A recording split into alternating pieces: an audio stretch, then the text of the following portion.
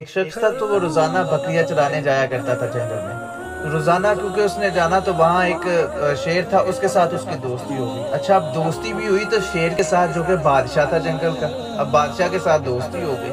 روزانہ اس نے جانا، اس نے جنگل کے بادشاہ سے شیر کے ساتھ بیٹھ کے تو اس کے ساتھ باتیں کرنی اور ساتھ اپنی لکڑیاں چھیڑنی اور واپس آ جانا۔ روزانہ اس نے جب بھی گھر آنا آ کے تو اپنی بیگم کو اپنے دوست کی باتیں سنانی۔ اس نے کہنا کرتا جی میرا دوست ہے، بہت اچھا ہے، میرا بڑا خیال کرتا ہے، میں بھی اس کا بڑا خیال کرتا ہوں، بڑا احساس کرتا ہوں۔ روزانہ ان میں یہ کنورزیشن ہوتی رہتی۔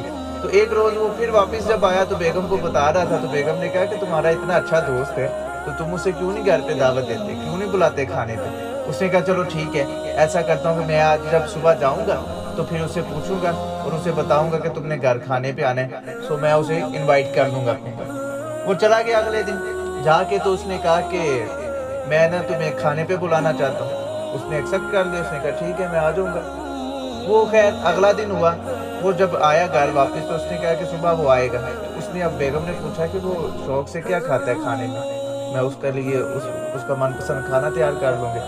اچھا وہ کہنے لگا کہ اس نے اسے نہیں بتایا، اس نے سرپرائز دینا تھا کہ میرا دوست جو ہے وہ انسان نہیں، وہ ایک شیر ہے۔ تو وہ کہہ رہا تھا کہ یہ ایسے میں سرپرائز دوں گا تو بڑا حیران ہوگی، بڑا خوش ہوگی کہ اتنا طاقتور جانور جنگل کا بادشاہ اور اس کے ساتھ تمہاری دوستی ہے۔ خیر اگلا دن ہوا تو وہ شیر آ گیا گھر۔ اب انہوں نے 3-4 بکرے کیے ہوئے تھے اور کچے ہی رکھ دیے ہوئے تھے۔ اس نے اسے بتایا نہیں کہ تم نے کیا تیار کرنا ہے۔ اس نے کہا ٹھیک ہے وہ صبح آئے گا شیر، جب وہ میرا دوست تو میں تمہیں بتا دوں گا، تم پھر کھانا تیار کر لینا۔ اس نے کہا ٹھیک ہے، کچا ہی خیر سالن پڑا ہوا تھا کیونکہ گوشت جو شیر ہے وہ تو کچا گوشت کھاتا ہے۔ اگلے دن جب وہ آیا تو اس کی بیگم نے دیکھا، بجائے یہ کہ وہ سرپرائز ہوتی، حیران ہوتی، اس نے اسے کہا یہ تمہارا دوست ہے، تمہاری دوستی جانوروں کے ساتھ ہے، حیوانوں کے ساتھ ہے۔ اتنا اس نے کہا، شیر نے یہ بات سن لی۔ اب شیر نے جب یہ بات سنی تو خیر اس وقت تو اس نے کچھ نہیں کہا، اس نے کھانا کھایا، وہ کچا گوشت کھایا اور واپس چلا گیا۔ اگلے دن جب وہ گیا شخص دوبارہ اپنی جنگل کی طرف لکڑیاں کاٹنے کے لیے، جیسے ہی وہ وہاں پہ گیا شیر وہاں پہ موجود تھا۔ اب اس نے کہا، شیر نے اسے بلایا، اس نے کہا کہ کلہاڑی پکڑو، جس کلہاڑی سے وہ لکڑیاں کاٹتا تھا اسے کہنے لگا یہ کلہاڑی پکڑو۔ اس نے کلہاڑی پکڑ لی، اس نے کہا یہ میری پیٹھ پہ اسے زور سے وار کرو۔ اب وہ کہنے لگا نہیں تم میرے دوست ہو، یہ کیسے میں کر سکتا ہوں، مجھے تم سے محبت ہے، میں یہ کبھی نہیں کر سکتا، تم میرے بڑے مخلص دوست ہو، میں یہ کام نہیں کر سکتا کہ میں تمہیں نقصان پہنچاؤں۔ اس نے کہا کہ بھئی بات سنو، میں شیر ہوں، میں بادشاہ ہوں، میں زبردستی بھی کر سکتا ہوں، لیکن میں تمہیں پیار سے کہہ رہا ہوں کیونکہ تمہارا میرا ایک تعلق ہے، رشتہ ہے، تم میرے دوست ہو، سو پیار سے کہہ رہا ہوں تو تم وار کر دو۔ اسے بات سمجھ میں آ گئی، اس نے زور سے کلہاڑی کا وار کیا۔ اب اس میں بھی شیر کہنے لگا کوئی حکمت ہے، اس نے وار کیا تو اس کے یہاں پہ زخم ہوا، اتنا گہرا زخم ہو گیا، خون کے فوارے چھوٹ گئے، وہاں پہ بہت زیادہ خون بہنا شروع ہو گیا۔